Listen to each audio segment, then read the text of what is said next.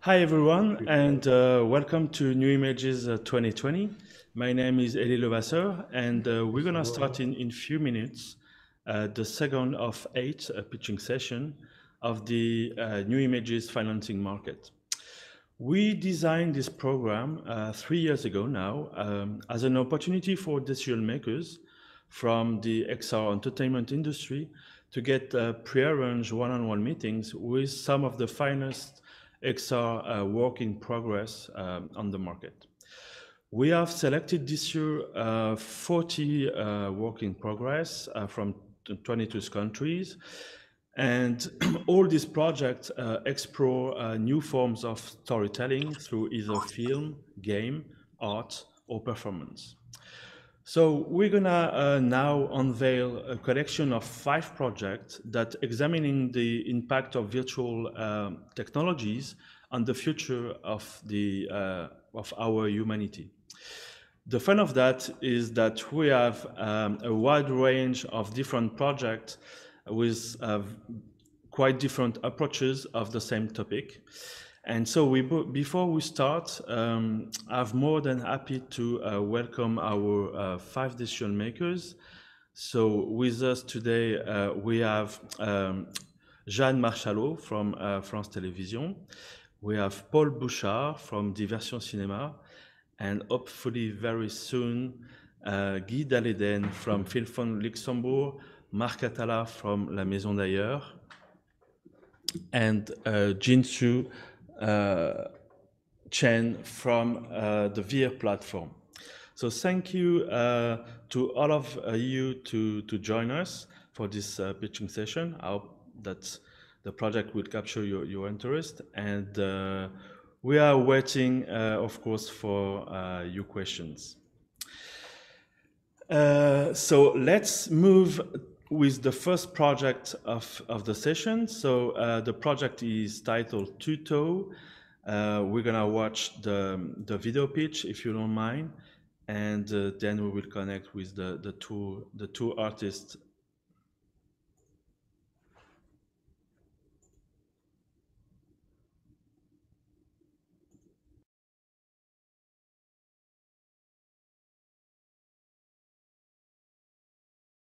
Hi, my name is Pierre Fouquet, or Pierre. I'm here to present you Toute. Toute is an absurd, immersive theater via comedy about mind uploading. It takes place in the future, around 2084, and it's kind of over-utopic story where India has become a great superpower and engineer reincarnation.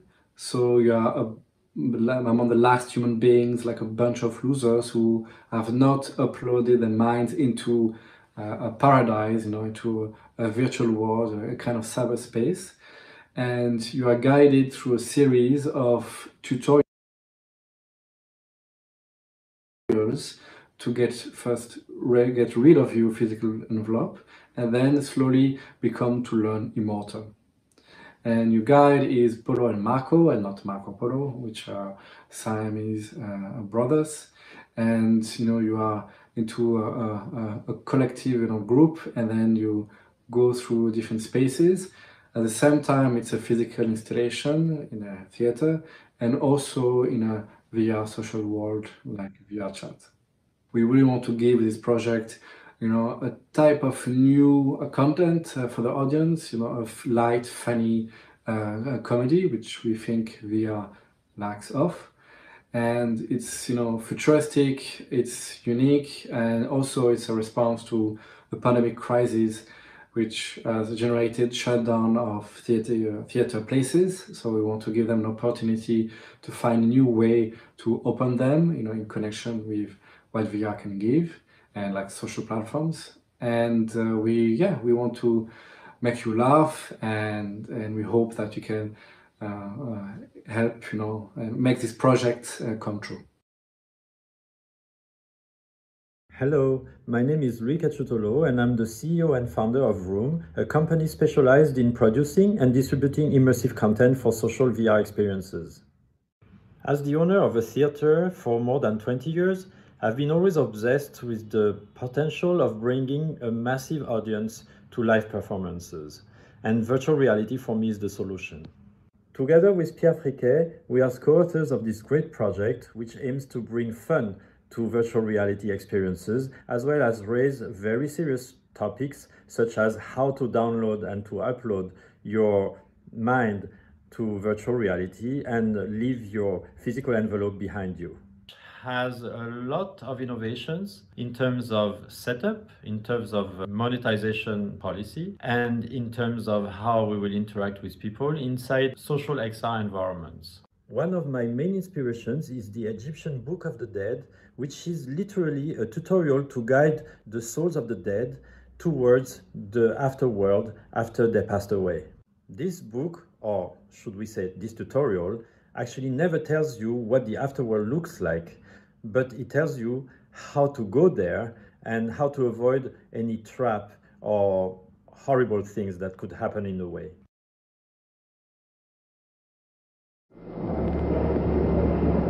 T-minus 15 seconds. Guidance is internal. 12, 11, 10, 9. Ignition sequence start. 6, 5, 4, 3, 2, 1. 0. All engine running. Liftoff. We have a liftoff. 32 minutes past the hour. Liftoff on Apollo 11. Tower cleared. We got a roll program. Neil Armstrong reporting the roll and pitch program, which puts Apollo 11 on a proper heading.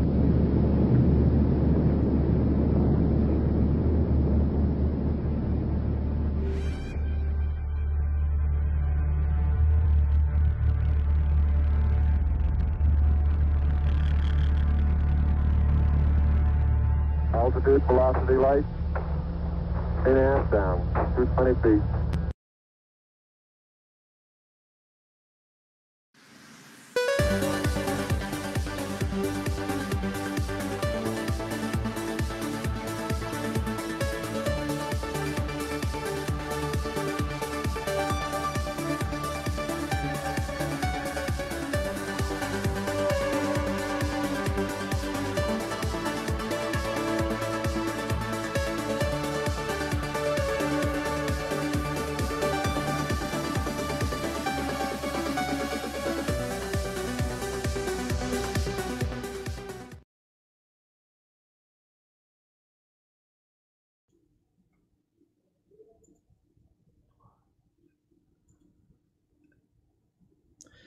Brilliant.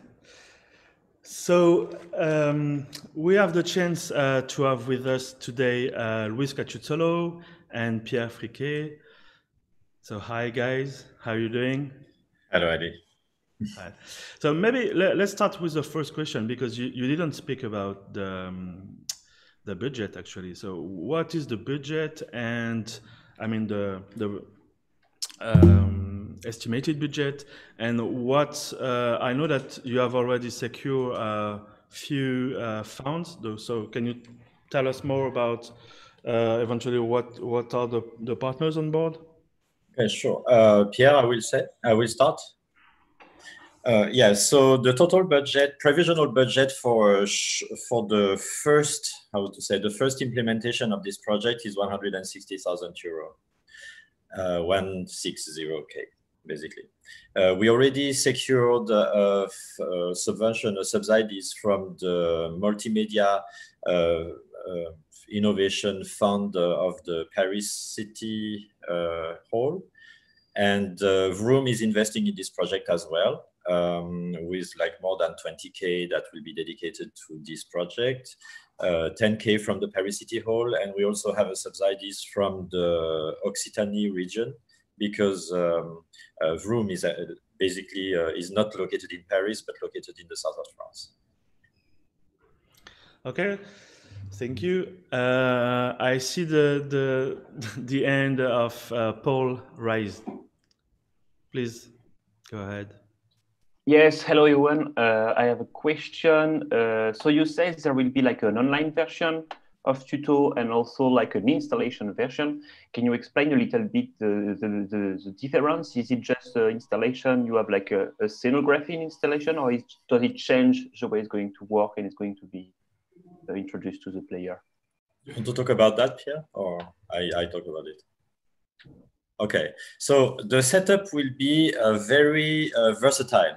What we intend to do, and actually I think this is one of the biggest lessons of the COVID-19, the crisis we face right now, is the fact that we don't know actually if theaters can still open, how many people can go to the theater, in which conditions people can actually participate in events, etc.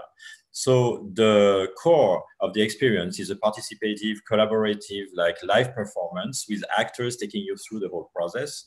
But at the same time, it's also accessible online.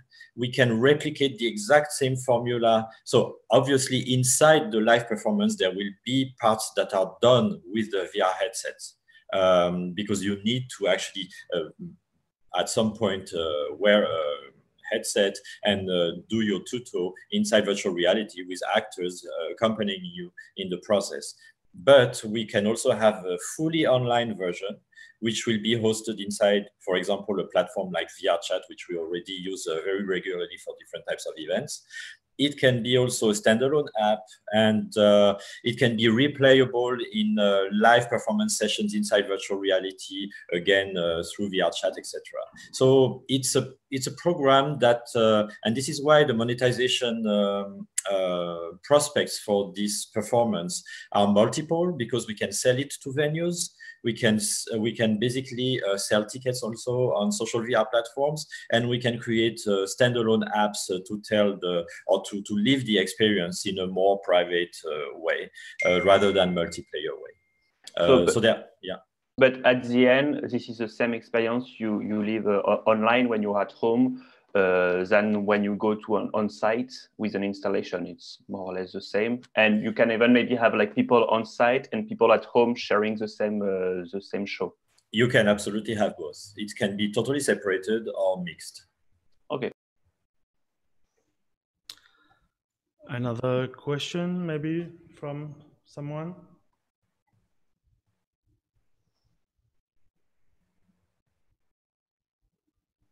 Come on. I have to tell you something. Actually, is I think this is the first ever project. You know, when I just read the presentation file, it make me so laugh. I was, and you know, we received quite a few presentation file here at New Images, and it was so fun. So I don't know if the video pitch is that much fun, but I can tell you this project is really fun. You must please read it. You will see it's really amazing. Maybe Pierre, you can talk a few words about this, the approach. Yeah. Pierre, please switch on your mic. Yeah, can you hear me now? Yeah, actually, I just want to add to the answer that Louis gave, you know, and also give a bit of my the approach. And thank you again, Eli, for your reaction. Your email was so enthusiastic and you know, and very appreciated. Also, yeah, I would like to add an answer to Paul's question. Is so the backbone is in a way, you know, so VR social platforms, and Louis and I, you know, have collaborated, worked, you know, on the virtual concert of Jean-Michel Jarre. That's why you saw the clip, you know, at the end of our presentation.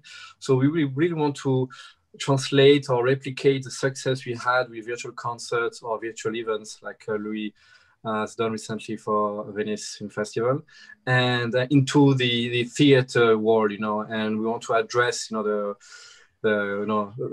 problems, the health issue problems that these institutions face, and using all the digital tools that we had, so like real-time body tracking for the performance, and via our social platforms for the spectators. You know, we want to use this project, you know, as a platform to bounce back to what's happening, you know, in a very creative way. So that's why the formula, the concept itself of tutorials, you know, is quite essential, and I sometimes give a life tone. This project is a lockdown baby, I would say. And it's in a way the humor in a way is the world itself portrays not so much this topic. It can be viewed and perceived as scary, because we talk about mind consciousness, mind uploading. But we want to say that it's the reference that we have in terms of humor is Monty Python, is Douglas Adams' Hitchhiker's Guide to the Galaxy. I don't know if you know about these famous audio books and books.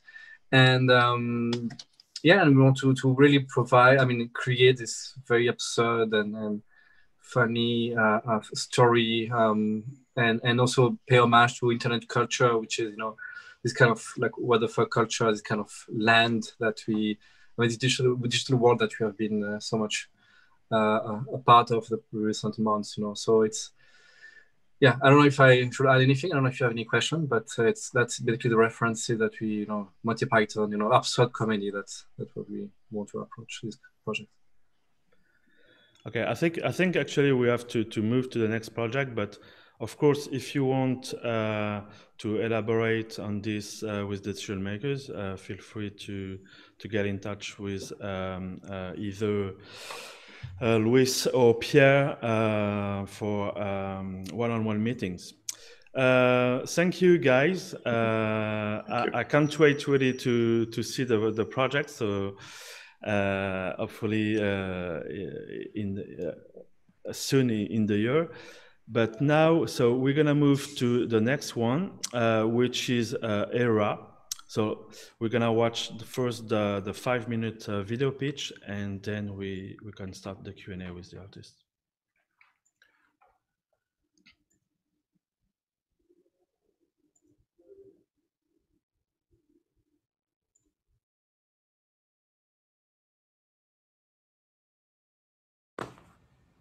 Hi, I'm Hiroko Fujioka from WowWow. Thank you for your time. I'd like to talk about our project, Hera. Now let's start. Our project is a world-first-branching multi-ending VR film production project. This film is a never-before-seen film that uses VR and eye tracking to change the story depending on who's watching. First, let me explain eye tracking. Eye tracking is a technology that tracks the user's point of view and tells us where they're looking. The headset we are currently using, Vive Pro Eye, contains sensor for eye tracking, which recognize the eye movements and blinks of the user's eyes and recognize where they're looking. Next, here is an example of branching story. Look at the image on the left. You can see the man's back. When the camera is in the man's head position, the user is in the man's line of sight. So when the user looks at the woman on the left, the man moves to the left. And when the user looks at the woman on the right, the man moves to the right and the story changes. In this way, the storyline will naturally branch depending on user's gaze. We use eye tracking instead of head tracking to achieve a sensory interaction that does not compromise the natural visual experience. Due to the story branching as mentioned earlier, it consists of 2 branches and 3 endings. Each story is 30 to 45 minutes long. In addition to branching out, we also use eye tracking, which requires you have to look at your phone to take a clock phone or even to open an email. The theme of this work is coexistence with AI partners. In a future city, AI and AR will become the infrastructure for communication, and one day there will be an AI partner for each person, just like a cell phone. How will humans live in this world? What kind of AI partners will be born? Our goal is to create a work that depicts the relationship between people of the future and AI. Next is the director's description. Director is Mr. Hiroaki Higashi. His VR film, Ghost in the Shell, Ghost Chaser, was nominated at the 76th Venice International Film Festival. His work was also formally invited the year before, so he is one of the top VR directors in the world. We have already raised 456,000 euros to complete the previs, with funding from WowWow, Stoic Sense, along with domestic grants. We need another 540,000 euros for the production. We are looking for funding from 2 companies, but we are open to investments from 1 or more. The investments ratio will vary depending on the number of companies participating. First of all, we aim to win an award at a film festival. After the festival, we'll consider commercialization of the film once its value has been enhanced. We are looking for companies that are willing to participate in this project. Last but not least, here's a teaser.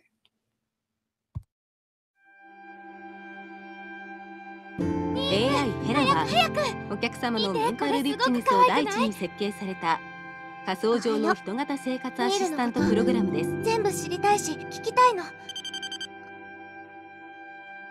急に戻れることになったの。3日間だけだけど会いたいの。連れてきてくれてありがとう。ずっと戻ってきたかった。本当は私あの衛星の中にいるんだよね。離れ離れでごめんね。ニールに触れることもできないし。入りました。宇宙コロニーにてまたしてもデブリが多量衝突し。どうしても行かなくちゃ。ちょっと待ってよ。分かってくれると思ってたのに。宇宙コロニー行き緊急車両は行かないで。急いで。ごめんね。ルナのそばにいてあげて。幸せに。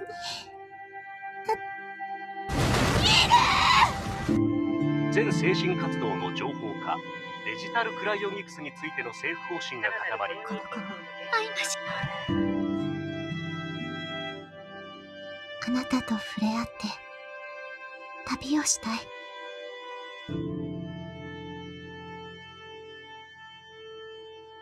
何でも相談してね。私、ヘラっていうの。よろしくお願いします。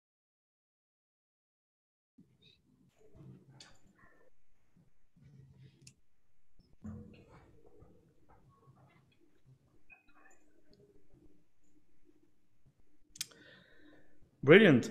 So presenting this project today, we have Hiroko Fujioka and Tetsuya Ohashi.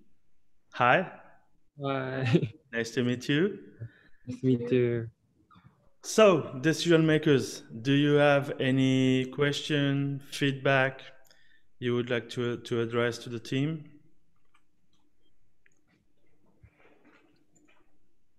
Yes, I have a question, I think. Yes, but first, I'm a big fan of the VR experience Ghost in the Shell, so I really want to see this one now. And I wanted to ask, you say it's a cinematic VR with eye tracking. Do you consider to do it for every platform? I mean, like for 6DoF headsets, also for 360 headsets, because we know that it's still really common around the world, people having like 360 VR headsets. So for which kind of platform do you want to produce HERA? So first of all, we plan to submit it to a film festival at first. So at first, we will produce the sixth version for BioPro Eye. And then maybe we will consider other opportunities. But at first, we will produce a version for BioPro Eye. Yeah. So you build it specifically for the eye tracking system for the Vive Pro Eye. There won't be like a compatibility with eye gazing, by instance. It's ready for eye tracking system. So okay, only for Vive Pro. Okay. Yes, at first. So at the beginning, in the film festival, we want to exhibit the eye tracking version. But maybe there is a possibility to make other version compatible with other headset. But at first, we will focus on the eye tracking version. Okay. Yeah. Anyone a question?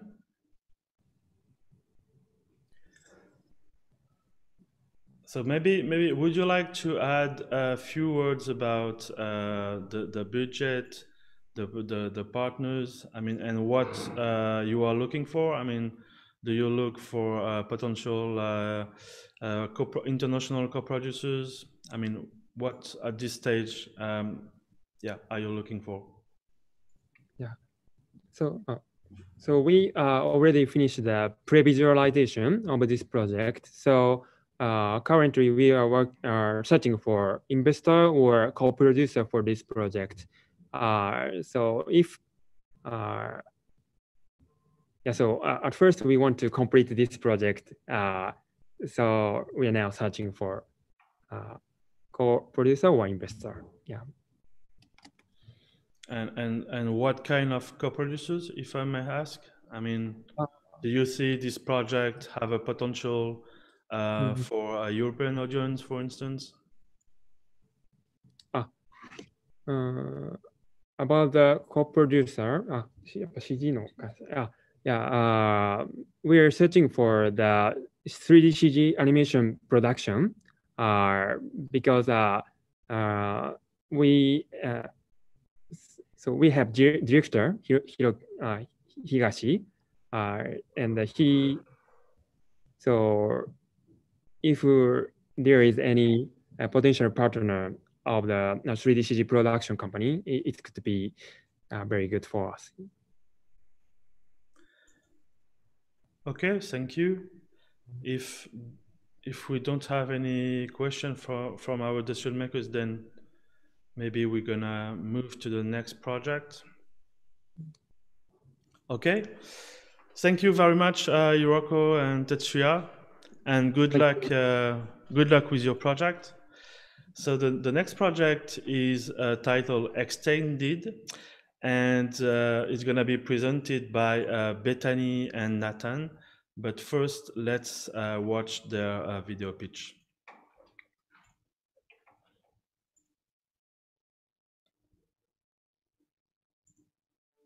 Extended is a television anthology series created by the design and media practice InfoStudio.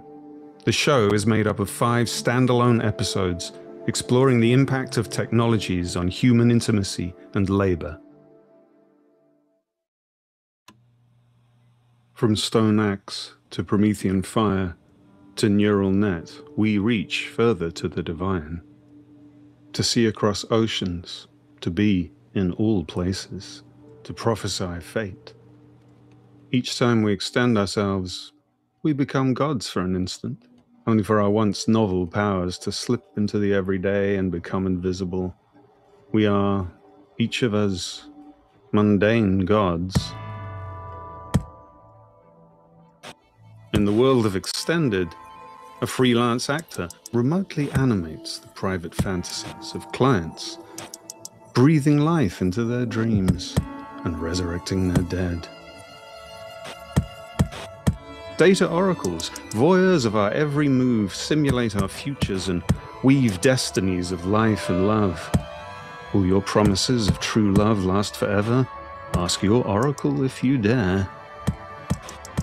From our domestic arenas, we feel every sensation, live streamed from the bodies of athletes, their senses paired to ours.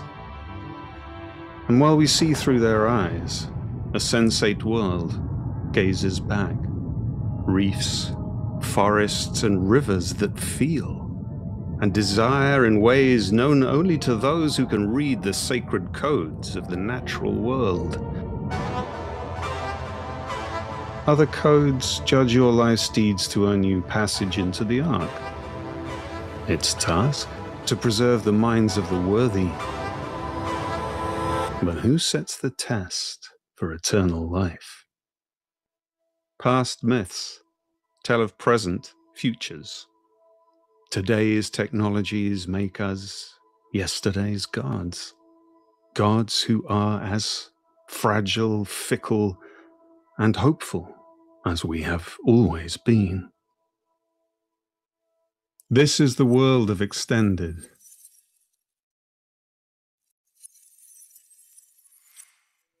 The speculative futures of Extended are thought experiments that aim to reveal our collective fears, hopes, and taboos around contemporary technology. Each episode will be live action in traditional film format, but developed to take advantage of virtual production workflows. The virtual worlds that we develop could be repurposed for associated VR content and experiences linked to each of our narratives. With a growing appetite for anthology series, from Love, Death and Robots to Black Mirror, we see a need to break with the tendency in science fiction to make technology the villain. Instead, we believe that technology exaggerates rather than represses our humanity. Our stories embrace complexity and uncertainty and tread the sublime line between hope and fear, more in the tone of Spike Jonze's film, Her. Bethany and I are developing Extended under our design and media practice Info Studio, which brings together our backgrounds in digital anthropology and architecture. We work through film to imagine future worlds that reveal the myths and natures of today. We're thrilled to be co-producing Extended with 3 creative and experienced filmmakers. James Vinson, director for our pilot, has written for Wentworth Season 7 and the Netflix ABC co-production Glitch. He has also directed award-winning shorts, theatre productions, and is now developing a feature film. Robin Paris is a comedy and drama writer-director whose independent work has shown on Amazon Prime's Funny or Die, been selected for Raindance, and won the Samuel Goldwyn Award for dramatic writing. Finally, we're also working with Merad Nouri, who has spent 13 years as an executive producer at NBC Universal and created innovative XR projects like the Halcyon series, which aired on the Sci-Fi Network, and the VR multi-linear narrative 1111, which premiered at South by Southwest last year. We're eager to develop Extended further, and we're currently looking for production and distribution partners who could work with us to bring Extended onto screens around the world. We're excited about this project because we think its message is one that we don't hear that often in science fiction, that technologies of the future are neither friends nor foes. They are rather extensions of ourselves and our humanity, a humanity that is as messy, selfish, and dignified and beautiful as it has always been.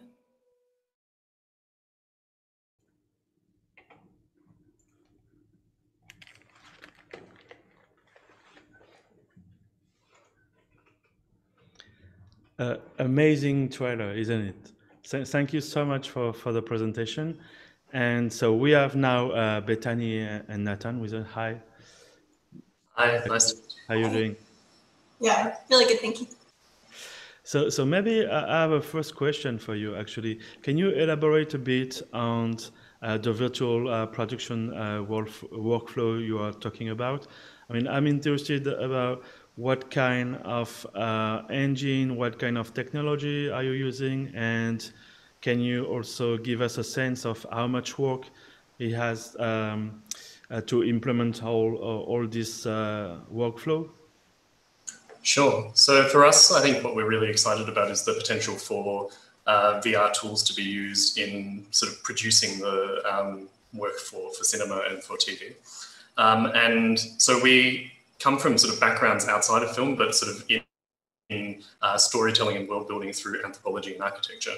And so the way we approach sort of the virtual production behind this is we're keen to use real-time game engines such as Unreal Engine. With Unreal Engine 5 releasing quite soon, we're really excited to sort of take on the potential that sort of virtual production has in that sense. So we're also looking into volumetric capture and LED screens as a way to sort of produce these quite intimate and domestic, but also sort of visionary spaces that our stories are set within. Okay, thank you. Any question from our decision makers? Feedback? Yeah, Guy, please go ahead. Yeah. Can you switch on your microphone, Guy? Yeah, can you hear me now? Thank you. Okay, good morning, everybody. Thank you very much for the presentation. As Ali, I also enjoyed the trailer. I was a little bit surprised because what I saw on screen is not in line for me with the budget, because I'm quite surprised that the announced budget is only 138,000 euros. So I was wondering, how are you able to do this, to succeed this project with only this amount of money? That would be the first question. And the next one would, of course, be if you need some additional money. And that's why sorry, there's noise outside. And then I thought that it would not be possible to co-produce with the Luxembourg production company as the budget is so low. Because organizing a co-production would, I see Paul is laughing. It's not the fact that it's low to co-produce with Luxembourg, but doing an international co-production would cost you so much more money in creating, in legal fees, in traveling costs, and so on and so forth. So there I could not see how combining this project with additional money coming from a foreign country. Sure, can I talk about that? So when we initially submitted that budget information, it was quite a few months ago when we first applied to New Images. And at that stage, we were thinking of extended more as a singular story. So the pilot episode, which we have developed a script for and which we've built a little production team around, we're originally conceptualizing as a almost crowd-funded small indie project with our company, Info Studio, doing the bulk of the animation work or world building and all of the VFX. And the story itself is very contained. It's just a couple of sets, a couple of actors. Since that time, we've brought on extra executive producers and developed the show into this collection of 5 episodes that work together as a series. And now in terms of budget and production, we have a range of options. So there is still the option to do small scale projects where Info Studio does a lot of the labor. Like we made that trailer ourselves on a, well, very, very small budget. So we have those skills in-house, but we have other options as well where we could do a much more ambitious and large scale international co-production. This is the first time that we have ever showed the project publicly. So we're really at the beginning of those conversations around what's a feasible budget to work with and what our options are in terms of co-production partners. So that means that currently you're not fixed on the overall budget yet. Absolutely not. We are very flexible, and we know that there's a lot of factors that could push it in either direction. But you could do it with 138,000.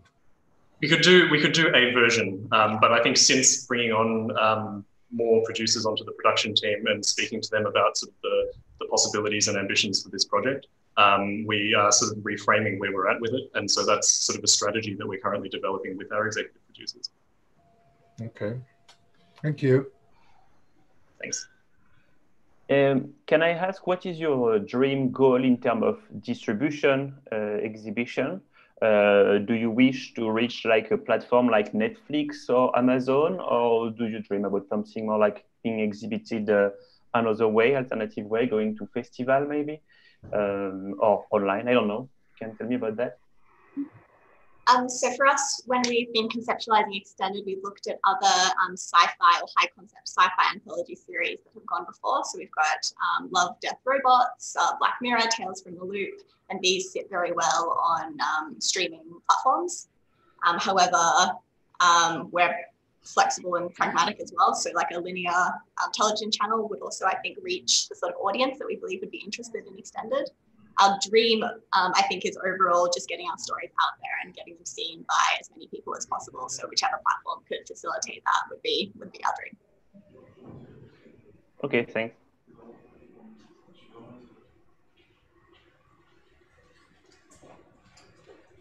Sorry, some noise issues around. I try to fix. Anyone for a last question, maybe?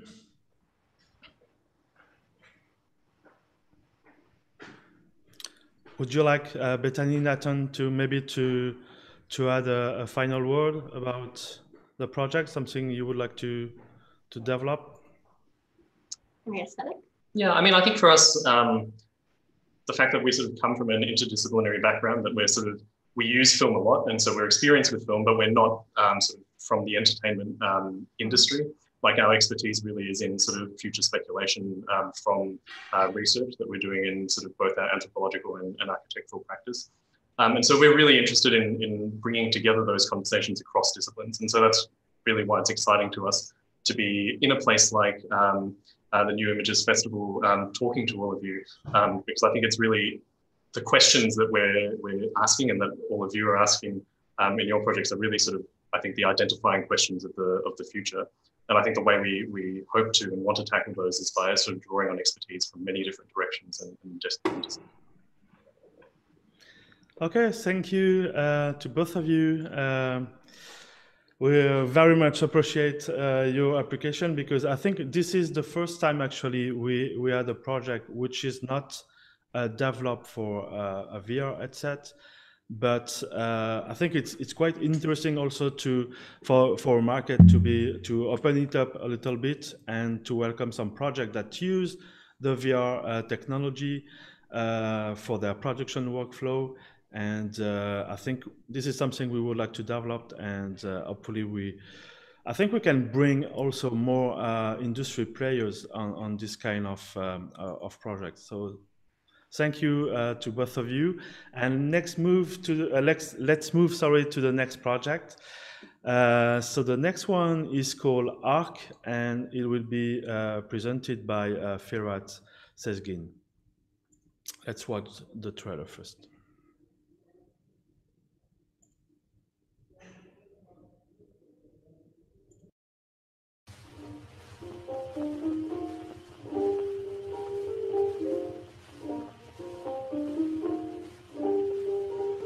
Our research for ARC began as a curiosity about effort, the one that created this tortoise. Attempts to create total digital archives of things that are in danger of disappearing in the physical world. This includes projects such as Digital Life, which aims to make 3D models of all animals on Earth, a challenge they see as spanning multiple human lifetimes. We were also seeing a parallel impulse on the part of enthusiast users to create archives of the most mundane objects from their daily lives, a segment of a tangerine, a fire hydrant, a single sneaker. Our curiosity followed the archivists in their mission to #BackUpThePlanet, as if ecological collapse could be staved off through some digital Noah's Ark of beasts and objects, or as if these 3D models could, sometime in the future, be downloaded into the life forms that they once were. ARC is an essay in VR form on efforts to perfect virtual mimesis of reality and computation in the midst of real-world ecological collapse. Computation allows us to see climate change, while also being the paradigm that has led to the world systems that cause it. Do we now escape from this paradox by using computation to back up the planet? ARC takes the form of a 15-minute virtual reality essay in 3 acts. In Act 1, we move through major moments in the development of computational aesthetics, paired with a physical thing that was lost from the world at the same moment in history. For example, the first VR headset was developed by Ivan Sutherland in 1968, the same year the Guam flying fox went extinct. ARC opens with an image of the Guam flying fox as a line drawing superimposed over the physical space that the viewer is inside of, recreating the visual experience of Sutherland's headset.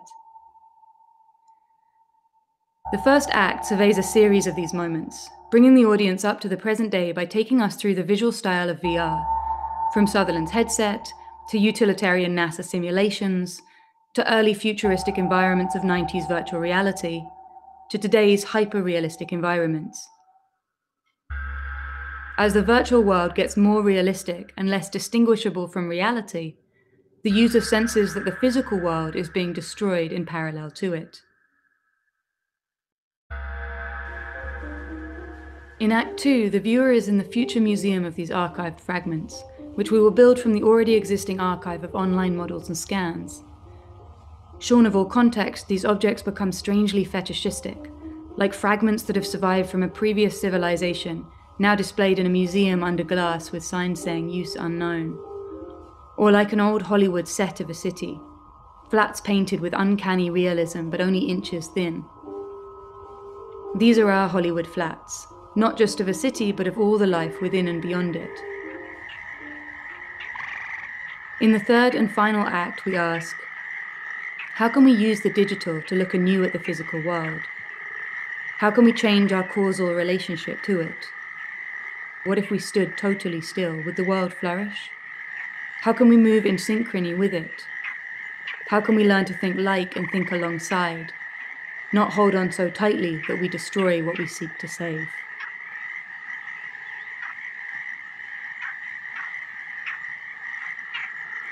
This is the team that will realize this project. I'm Catherine Hamilton. I'm a microbiologist and theatre maker, and my work has toured major international festivals. I've been developing this project with Deniz Tortum.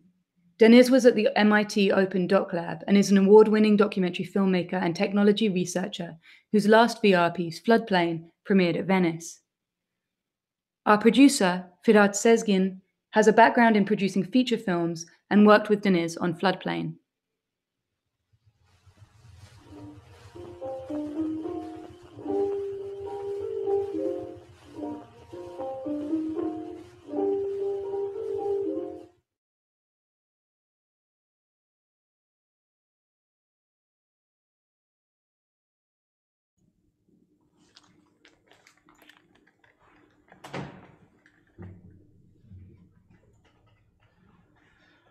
Thank you for your great presentation. Hi, Firat. Hello. How are you doing? I'm very well. How are you? I'm good. So yeah, can you tell us more about the genesis of the project? I mean, how did you connect with Catherine and Deniz, and yeah, how just you have the idea of the project?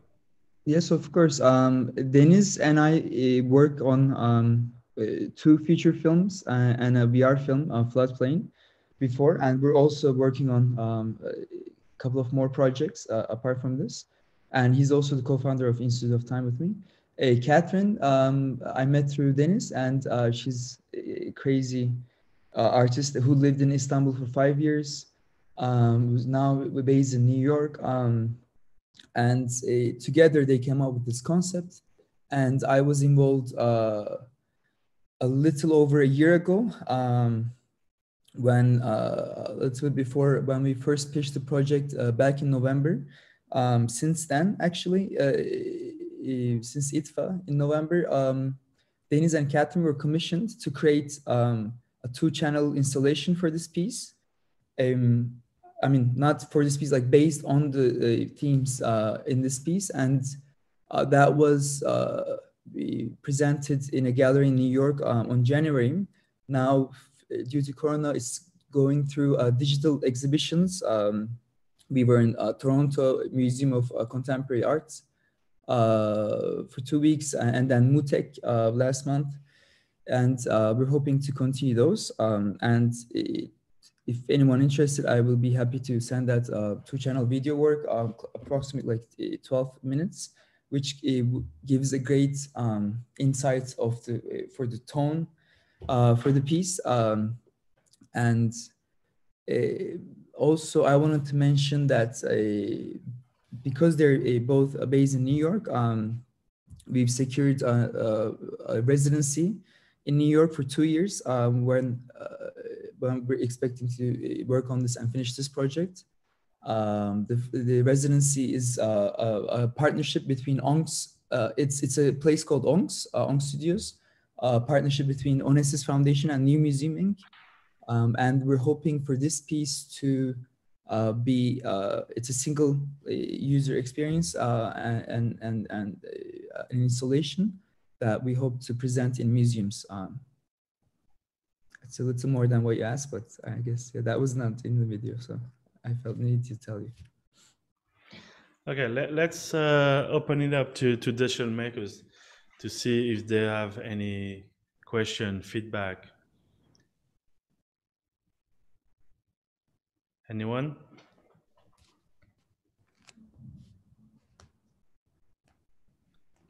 You're so shy this morning. I know when the project. I know Firat. Hello, Firat. Hello, Paul.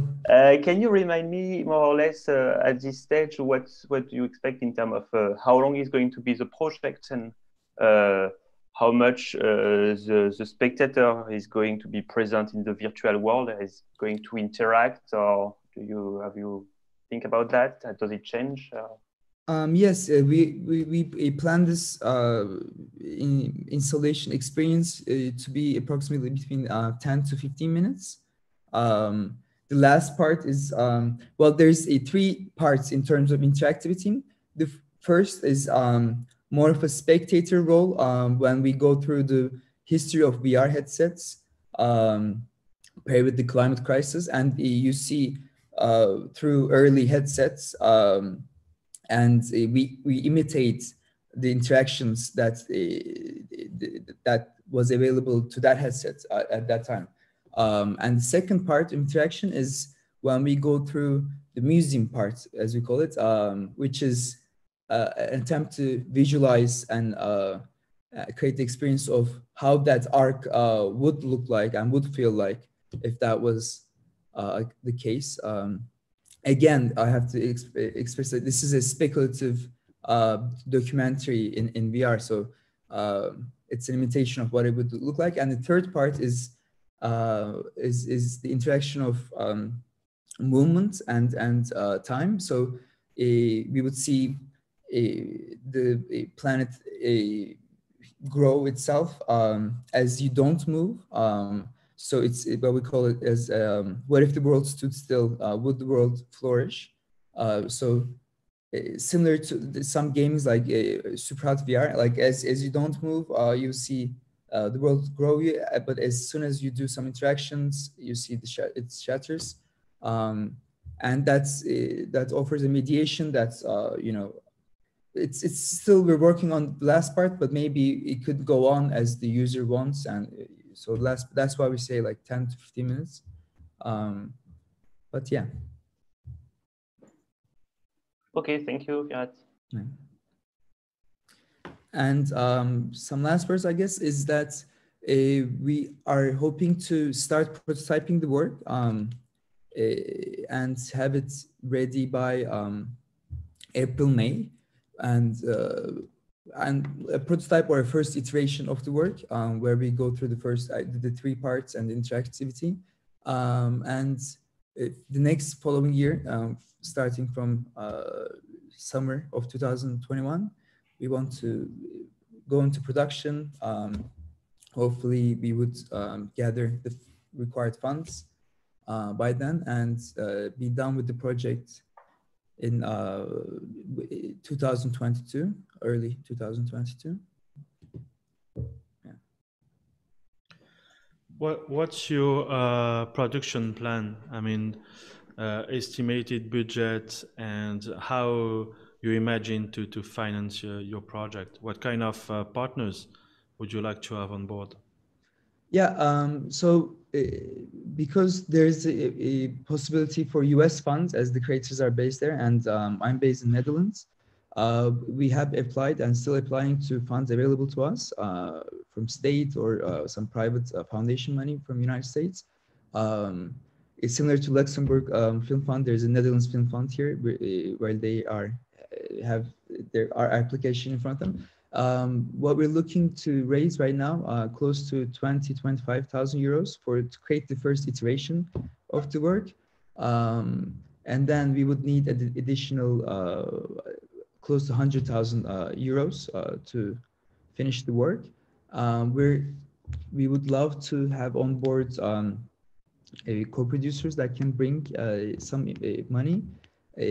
But more so commissioners. We already have interest from museums like Pi Museum in Canada, DFF, which is like a film museum in Germany, I Film Museum in Netherlands. But at this point, we're trying to get attentions of commissioners and co-commissioners for this work, which we think is not specific to any region of the world. And yeah. Okay, thank you, Firat. If there is no further question, then we're gonna move to the last project of the session. So the project is titled Root and is gonna be presented by Kristen. Let's watch the video pitch for now, and We'll see Kristen for the Q&A afterwards.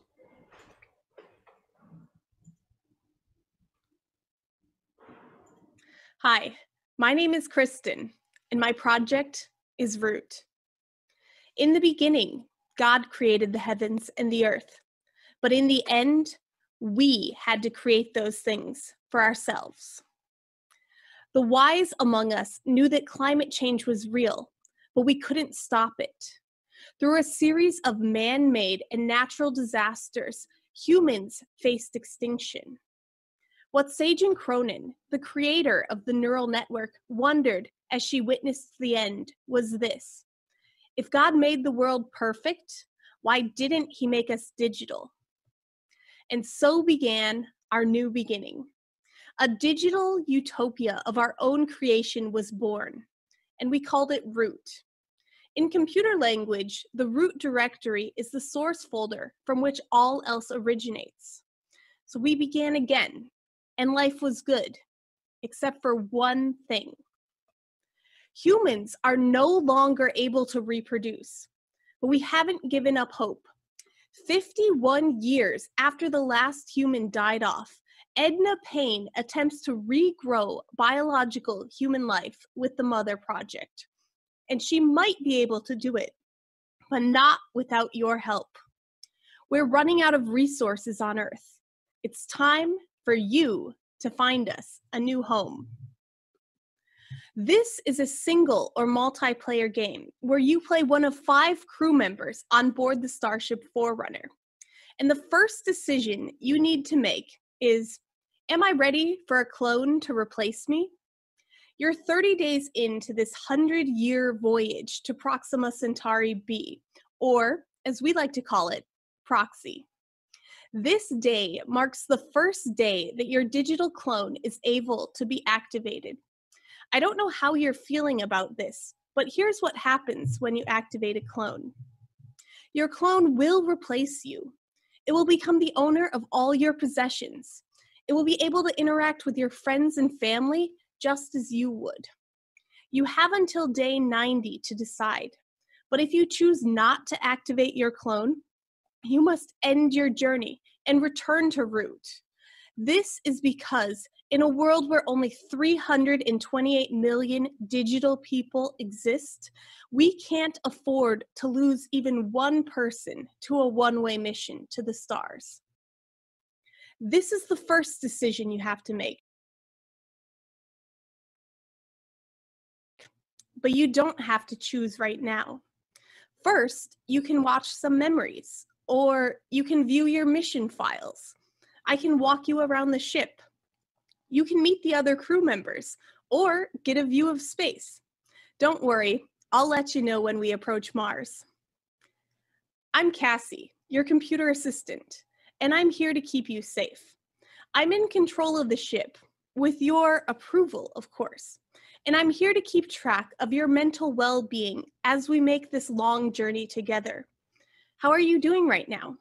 Is there anything you'd like to tell me? You simply need to speak your response, and I'll make note. If you want to stay in touch with your friends back en route, let me know what you want to tell them.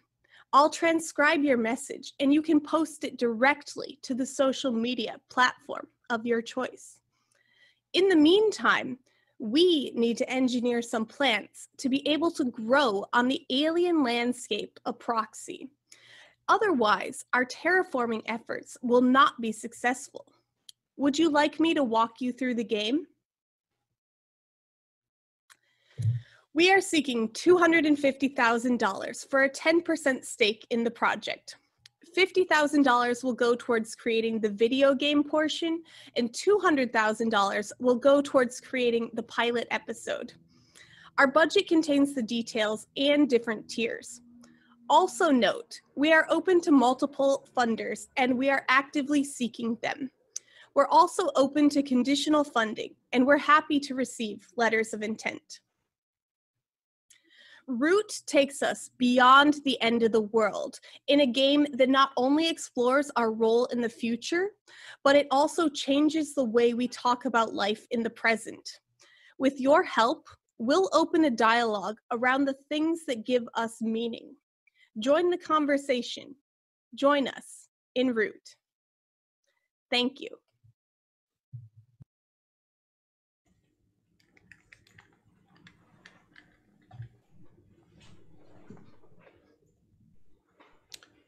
Thank you, Kristen, and congratulations for your presentation.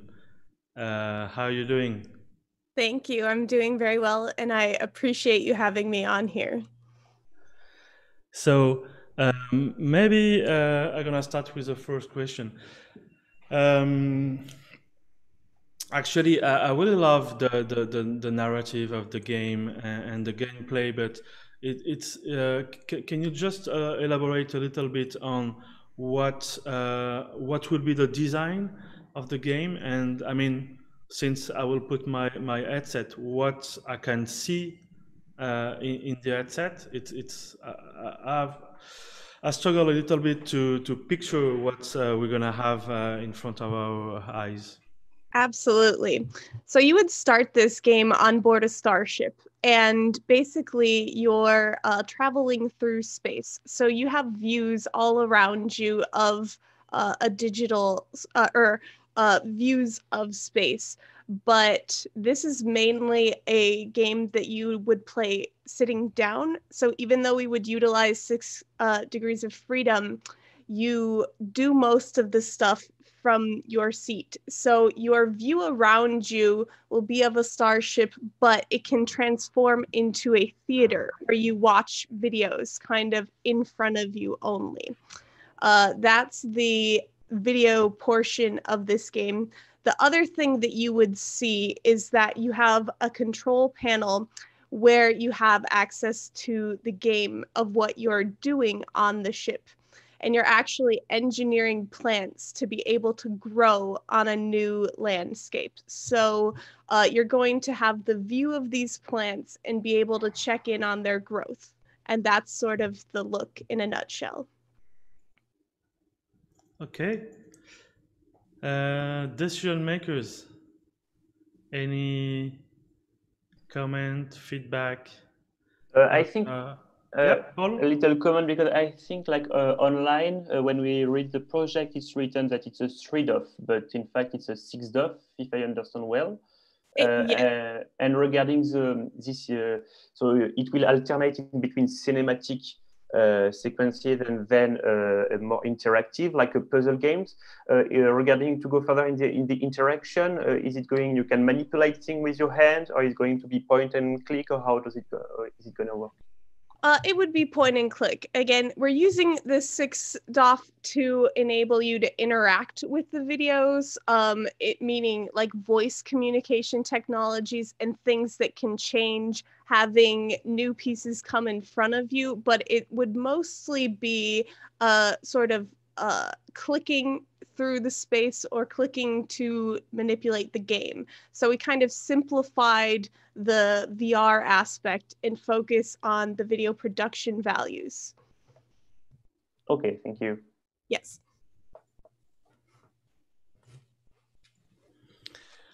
Okay, and what's your plan for the distribution of the project? I mean, do you know already what would be the price on the front store?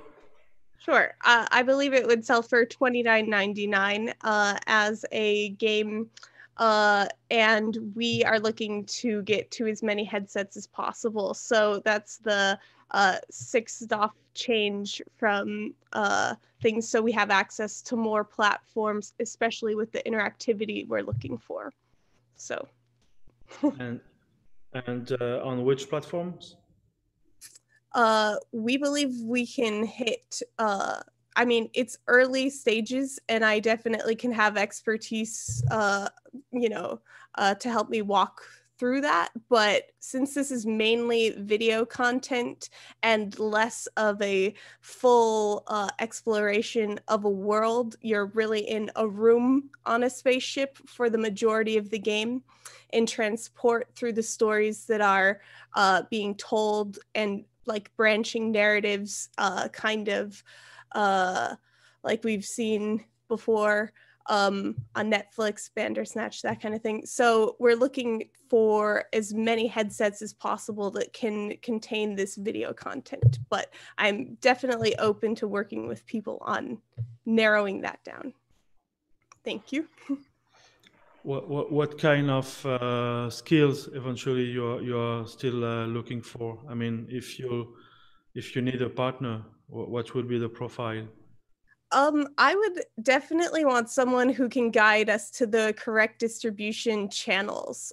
This is a story that has like mass appeal for science fiction fans, people who play D&D, the nerds of the world, and it's definitely a diverse story. So we're looking for someone who can really help show us the technical aspects of VR and help us navigate to the correct platforms early on, so that as we develop the technology for this game, such as we're really looking for a voice navigated game. The hand controls are an option for when you're playing, but we want everything to be communication. So we have an AI that you would interact with while sitting down. It's a game with questions for the player, and we want to integrate to social media platforms so that when you're thinking about these questions, you don't have to be isolated from the society you've left behind.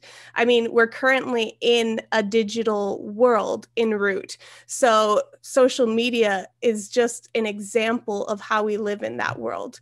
So I'm looking for someone who can help bring around the knowledge of the VR and the tech side of things and get us to the correct distribution channels. Okay, thank you. Yep. If anyone, a last question? I think we're running already 5 minutes late, so we have time for a very last one. Otherwise, okay. So thank you to all of us for being part of this pitching session. Thank you to our decision makers, Guy, Jeanne, Paul, and all the pitchers. If you are in Paris, then I think it's time actually to pick up your badge, because it's starting now in real life.